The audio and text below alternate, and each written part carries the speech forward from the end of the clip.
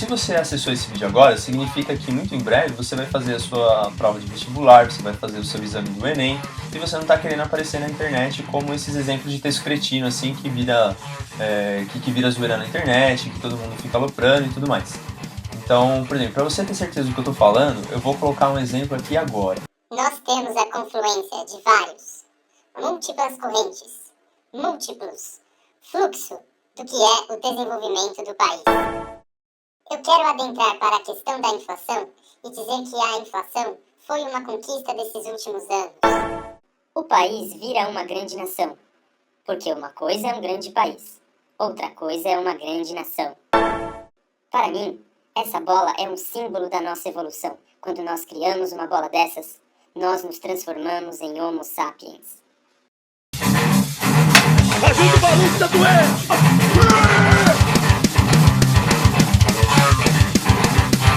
É óbvio que a gente não pode associar isso com a questão da inteligência. Você percebe que é uma grande falta de atenção e despreparo, né? O problema de verdade é que a sua nota da redação não é baseada na misericórdia de Nosso Senhor. Come on, man, you can do better than that. Agora, por que eu te mostrei isso? Eu não tenho tanta certeza. Afinal de contas, a aula de hoje é sobre o uso apropriado da vírgula enquanto um elemento de pontuação. O que eu realmente aconselharia você a tentar não esquecer são dois aspectos fundamentais. O primeiro deles é de natureza sintática e o segundo envolve a questão da entonação. Em relação à sintaxe, a vírgula é um elemento visual que orienta o leitor na interpretação de um texto.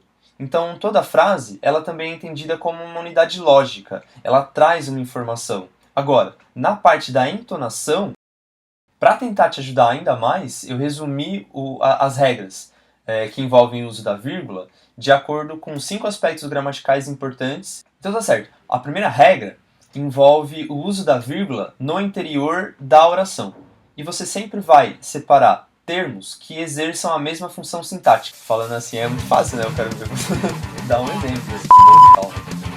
A construção da usina hidrelétrica de Belo Monte provavelmente afetará a agricultura, o transporte, a vazão dos rios e o setor de produção de energia na região.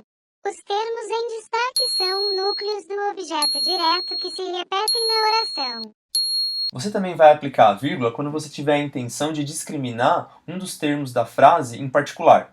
E esses termos são o aposto, o vocativo e o adjunto adverbial quando esse estiver antecipado na frase. Em pouco tempo, a indústria, voltada ao setor de energia, causará uma série de prejuízos ambientais. O exemplo mostra, respectivamente, um adjunto adverbial antecipado e um aposto.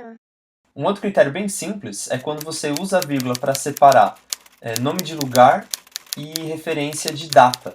Esse talvez é o critério mais inútil da lista. Assim. Além disso, em algumas situações, a vírgula aparece quando você tem a supressão de uma palavra, que são aqueles casos de elipse. Estima-se que o represamento da usina comprometa 2 aspectos fundamentais para a sobrevivência da população nas proximidades do rio Xingu. Um deles diz respeito à pesca, o outro, à reprodução dos peixes.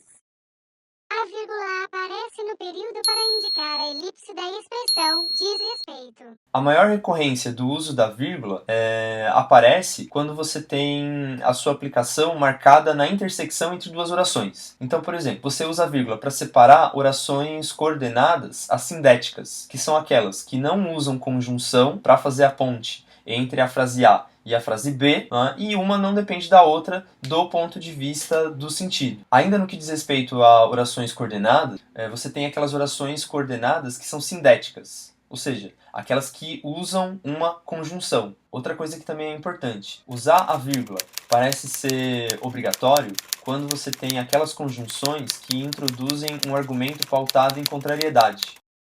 Antes de conjunções adversativas, mas, porém, entretanto... Do ponto de vista econômico, é importante reconhecer que a usina é a terceira maior hidrelétrica do mundo. A energia gerada pela empresa atende 60 milhões de pessoas no Brasil. Mas esses argumentos não anulam os impactos de natureza social. O primeiro trecho é construído por orações justapostas. O segundo é introduzido por uma conjunção. Existem também situações em que uma frase aparece intercalada na outra. Você pode encontrar períodos em que ocorrem a inversão da oração subordinada com a oração principal. A ordem convencional é você colocar a oração principal primeiro e aquela que é subordinada vem depois. As subordinadas adverbiais, você tem a possibilidade de colocá-las antecipadas na frase. Toda vez que você fizer isso, separa por vírgula. As adverbiais ainda exigem o uso da vírgula quando você tiver a redução sintática para as formas de gerúndio, infinitivo e particípio. Embora existam riscos para as comunidades indígenas, o governo afirmou que, além de gerar 20 mil empregos, também se preocupou com a melhoria das reservas para os povos locais e com o saneamento básico da região, mostrando assim sua responsabilidade socioambiental. Pode-se notar que a construção do parágrafo se organiza por uma oração adverbial antecipada, uma oração intercalada e uma oração adverbial reduzida de gerúndio. Então o que você pode perceber é que o uso da vírgula ele pode estar associado a questões estruturais da frase ou a questões de entonação.